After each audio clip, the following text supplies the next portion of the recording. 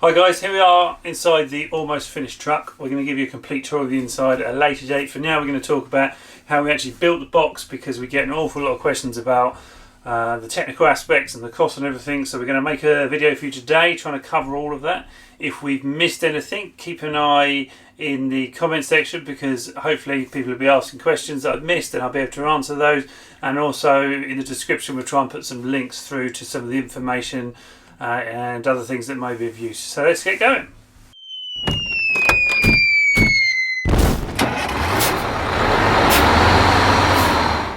The first hurdle we need to get over is design. We were lucky enough to be able to talk to our world traveller at the Overland Adventure Show, and he shared his drawings with us, so we took some inspiration from that. The overall box dimensions for the Mercedes Sprinter that we've gone for are 2.2 metres wide, 2.2 metres high and 4.5 metres long. And they're composite panels with the structure comprising of 1.3mm of glass fibre, 5mm of plywood, 50mm foam core, which gives us all of our insulation, and then again on the inside a 5mm ply and a 1.3mm glass fibre. Each panel is rebated to aid in the assembly process, keeps everything nice and square, but you'll see that as we go along. And the panels are reinforced again with ply battens, but we'll cross that bridge a little bit later. I will try and put some links in the description to our World Traveller's blog about building it, and if possible some links to our drawings so you can see what we've done. So regarding the rebates are on most of the panels. Easiest to check the exact details in the drawings, but for an example, the side wall is rebated in such a way that it sits on the base of the box. So we put the base down on the truck first, then the side wall sits on top of that, and the rebate allows the outside skin, so it's rebated right back to the outside skin. When I say outside skin, I mean through the foam core to the 5mm 1.3mm of glass fibre. So that actually overhangs the floor, and we've kind of carried that philosophy throughout the rebating process to make sure that any water runs down and isn't encouraged to run into the joints. So that's the same on the back panels. And then the side panels, actually that's not true, all the panels have some form of reinforcing structure inside them. Now typically they are 25mm wide and they're full thickness. So when I say a reinforcer, you still remain with the glass fibre and the plywood outside and inside skins, but that's removing the foam core and these reinforcements go in. Now there's two lengthways in the floor, there's some in the roof as well, but really critically you frame around the apertures, so the windows and the doors, to give that panel the strength once you start breaking through the skin and you realise how much material you're taking out. So they're quite important, and the details of those can be seen in the drawings. We nearly made a huge mistake in the design of our panels. Well, actually, that's not true. We did make a huge mistake in the design of our panels. We sent our panel designs off to CVR to be made, and they'd quoted, we paid them the money, and they'd started cutting the panels. And then, in some weird and wonderful way, I woke up in the morning, and I hadn't crossed my mind at all.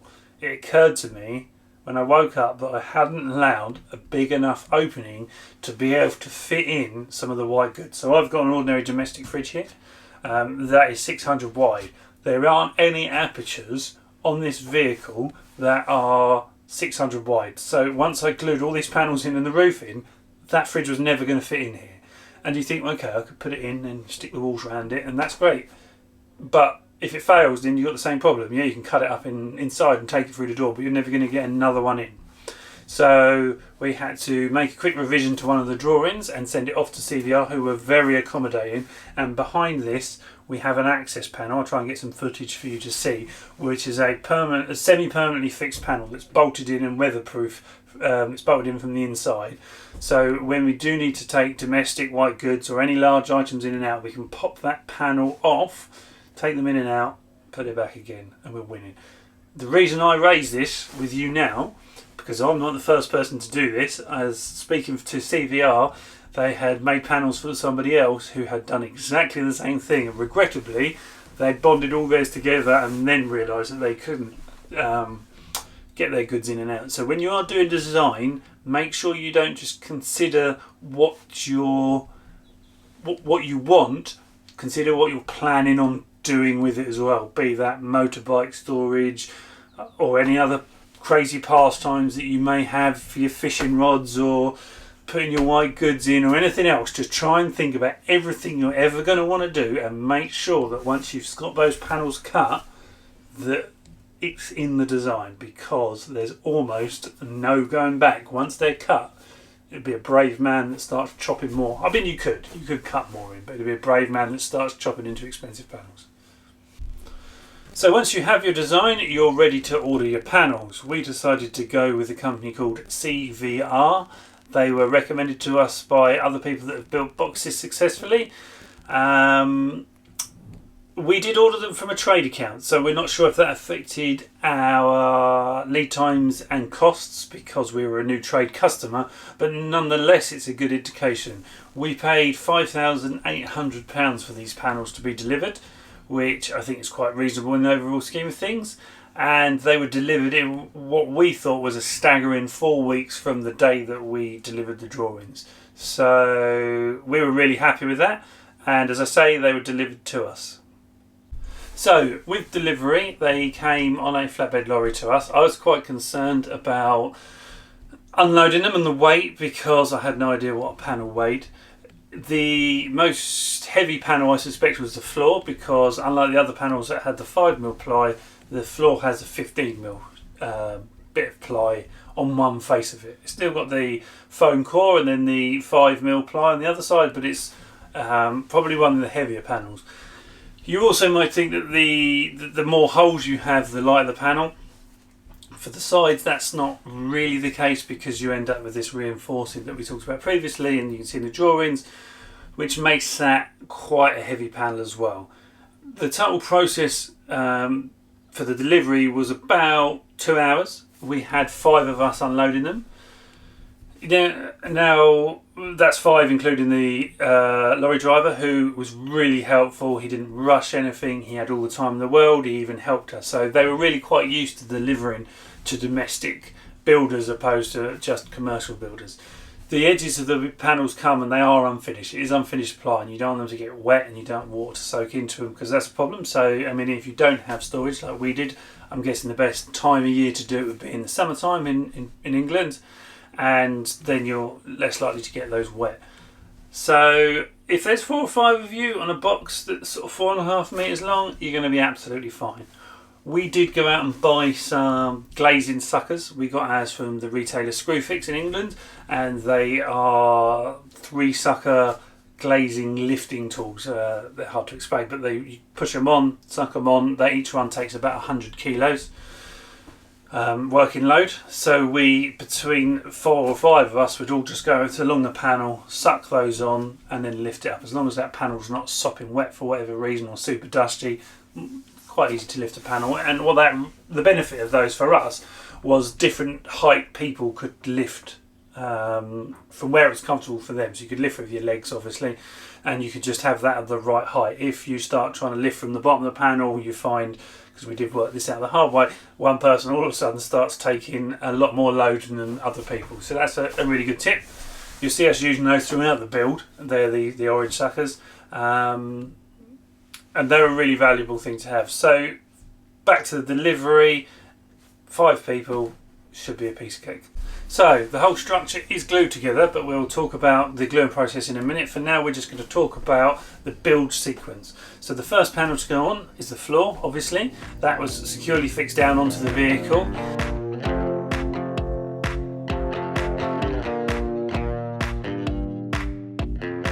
And then after that, we decided we were going to put the small manageable wall on behind the cab. That was rebaited, so that just sits straight on top of the floor. And then all we had to do was make sure its position from left to right was correct, and that was as simple as doing that visually, because it was cut to the same size as the floor. So the only thing that was a challenge at that point was to get that up right, and you can do that with some easy maths or a big square. I mean, we done both to make sure that was right. So we got that wall dead upright, and then we fixed some battening down the side, screwed into the side of the panel on the side of the floor, because later on those sides will be glued up, so you'll never see those holes. And we left that glue to go off for about 24 hours. It does depend on your conditions. You should look at the data sheet, and it'll advise you how long to let the glue go off. So then once that had gone off after our 24-hour period, we could remove the battens and that wall became freestanding. Fragile, albeit, but freestanding. So then we can then manhandle one of the side walls into position.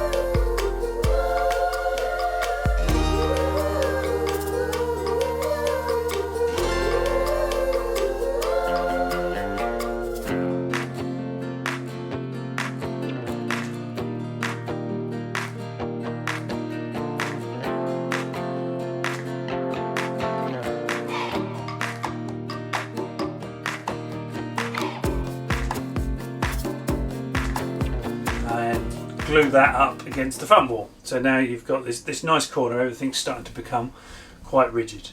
At this point we decided we really needed to work out how we were going to fit the roof on, whether it was easier to put the sidewall on or a roof and an end, etc, etc. So we were lucky enough to have access to a HIAB on Leyland DAF.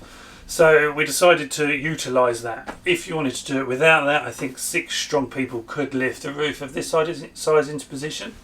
So we lifted this this roof up onto the top of the side wall and the front wall, and we put it right out of the way so it's balanced but safely out of the way, so we could continue to build the rest of the walls and then just drop that into position afterwards. While we had the crane there, we decided we'd cheat a little bit and we lifted in the side wall.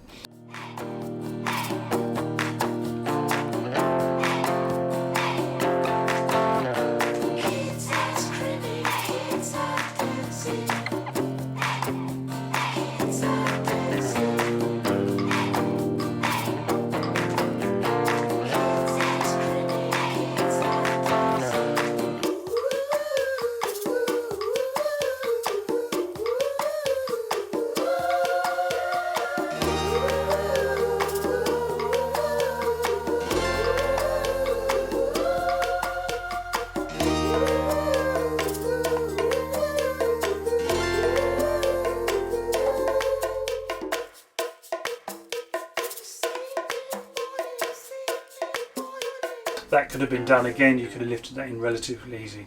So we then fix in the other side wall and glue that into position. I will say, sorry, that in between each wall there was a 24-hour period to let the glue go off. You could probably get away without doing that, but we figured that to stop any accidental shifts or anything being knocked, particularly with using the crane, let that glue go off, let it grab well before you go on to the next phase. So we've got, at this point, the front wall and 2 side walls and a very wonky roof. We have the rear panel, which is 2 parts. Because of it, it's got a 45-degree to encourage the departure angle at the rear. So we fit the upper rear wall. So we've done that quite simply by screwing a joist into the top of that and hanging it on the side walls into position. We did cover that joist up with, I think, some tin foil, but cling film, whatever, so it didn't get glued into the structure because that would be a disaster. Let that go off. So now at this point we've got 4 walls and a base. We're missing the 45 at the back, but that's relatively non-structural at this point. And then that left us to position the roof, which we done very carefully with the use of an A-frame at one end of the vehicle and some props at the other end, and it was 2 people. We just gently moved that into position and dropped it down onto the rebates, and that was the box finished. You'll see all the way through these videos that we did have an awful lot of clamps and straps and the orange glazing tools we mentioned previously. I think we had 10 lengths of 2x4 at 2.5 meters long or whatever they are. They were really useful for general chocks, making the A-frame. We made some like big sash clamps to pull things together.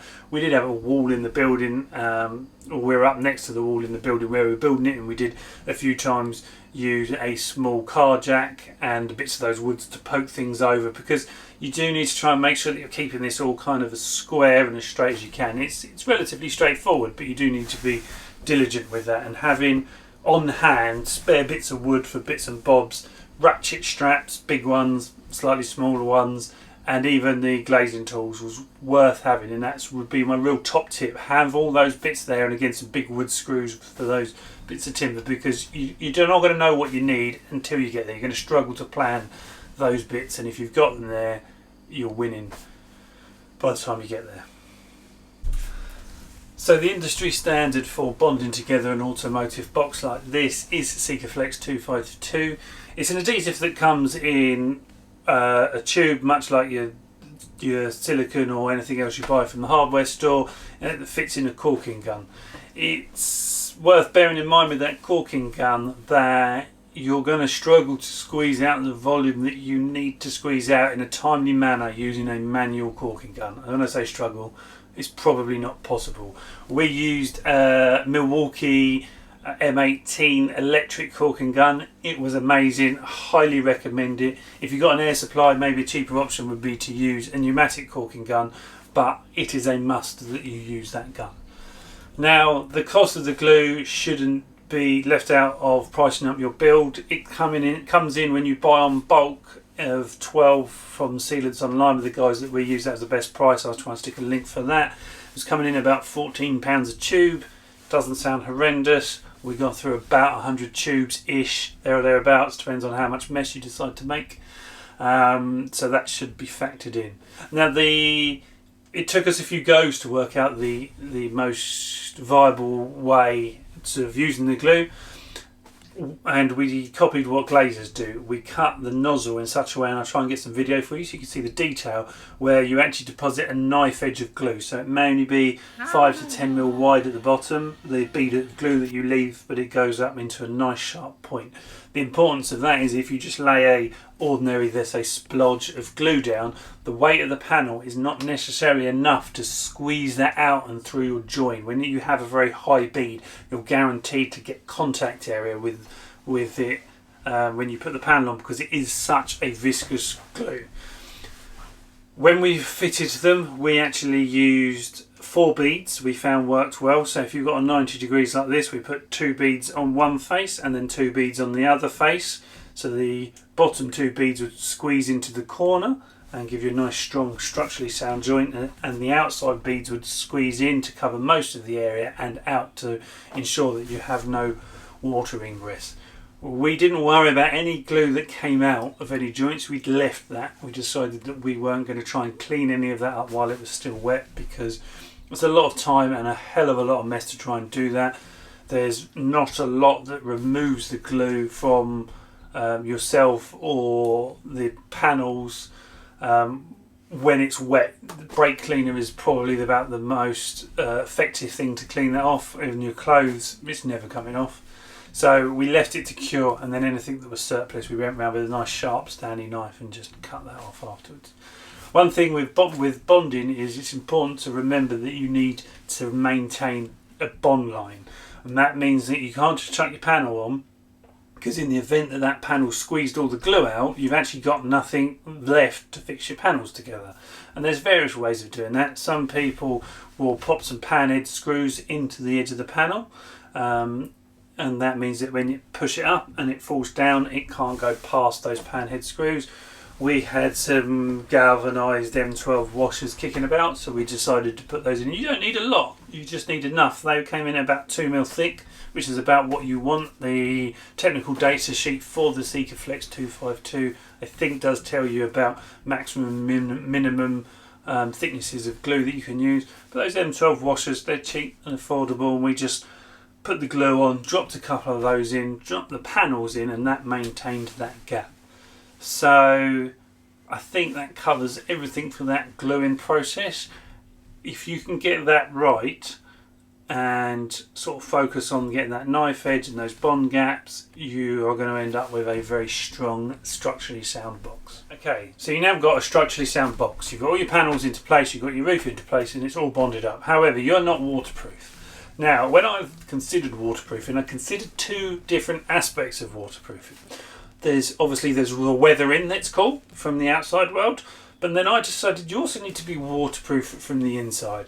When we were travelling in Mongolia in our last truck, and you can see those videos, I'll put some links to those, we suffered frost, and then we suffered defrost and split pipes, and we leaked from the inside out.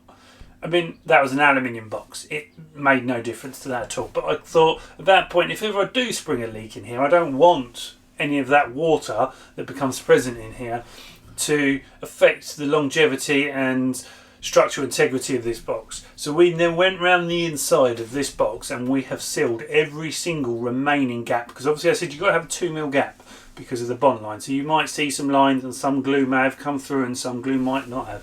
So we've decided to completely then seal this on the inside. You could use a silicone glue for that. You could use Sikaflex 252, the same glue that you glued the box together with, but that's obviously quite expensive. So we decided to use a polyurethane base, because at the moment it's not painted in here, but if you used a silicone and you did paint, you can't paint over a silicone sealant. So we've used, as I say, polyurethane. We used U-Pole's Tiger Seal. Purely it's a product that I know I use and I'm aware of, and that's come up really well at sealing the inside. So what's left is you need to weatherproof the outside of your truck. You're going to still have these plywood edges along, naked plywood edges along the outside, and you need to waterproof those to stop any ingress, a secondary waterproofing, and maybe a bit of structural strength for any impacts that you might get. We decided to use aluminium. I know some people have used glass fibre protrusions. I don't think there's any pros and cons of either, probably just the cost of them. Aluminium is quite a reasonable price at the moment, so we went with that. So what we decided to do is we abraded the white shiny GRP surface, because bonding to that isn't going to be a great surface unless you abrade it. So we just whizzed over that with some 80 grit, cleaned it all down so there was no dust on it, and then we used the same knife edge profile of the glue with the Sikaflex 252, and we've put that inside the aluminium, one right in the corner, so when you put that on it covers those naked edges, and then two on either wing of the aluminium angle, and pushed it onto the truck. We didn't do the bond line as previously discussed, because you're not going to be able to apply enough force to that aluminium angle to squeeze out that viscous glue. So we've pushed those on. You'll find it has enough grab on it to do the verticals. They're not going to fall out. We did put a little bit of timber underneath it to prop the verticals, just to stop them from creeping down overnight as they were left to cure. So we've done that on all the straight edges, all the long edges, sorry, and on the rear you can't buy aluminium angles, so we went to our sheet metal workers and we got them to fold us up a 45, and then we bonded 4 in total, 2 at the bottom, 1 inside, 1 outside, top and bottom of that 45-degree panel. That allows us to fix that panel in place, because there's not a huge amount holding that panel in other than that, because of trying to cut the angles and everything else. So it is really sandwiched in with those 45s and their structural adhesive. Then once we've done that, you've still got some not very pretty corners left over on where all your straight edges, your 3 straight edges are meeting.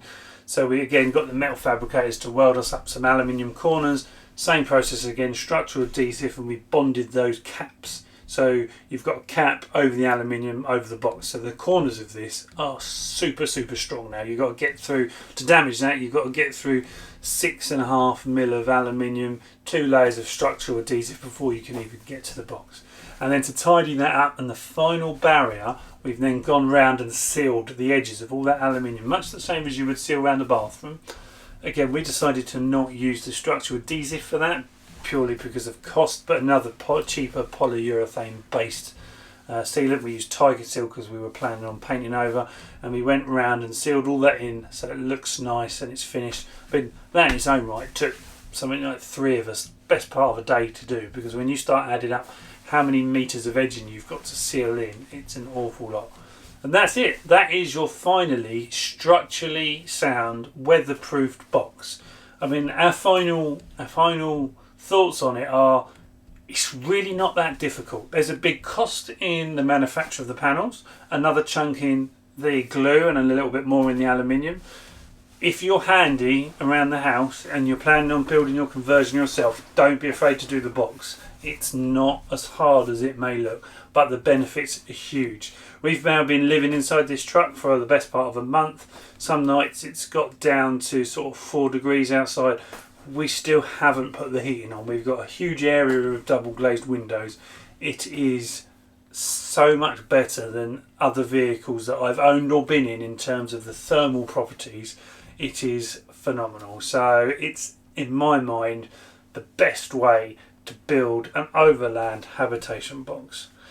we will continue to make some more videos for you guys, and you'll see the inside of this. We're not going to do a full build diary because of gets a lot of work to try and film and to do it at the same time, but we will go back and we'll look at some of the systems and some of the processes and maybe how we've fixed some things to the insides of these glass fibre panels, and we'll bring that back for you to have a look at in later episodes. So if you enjoyed this, don't forget to subscribe to the channel, give us a like, and you'll catch us when we do some more. Cheers guys!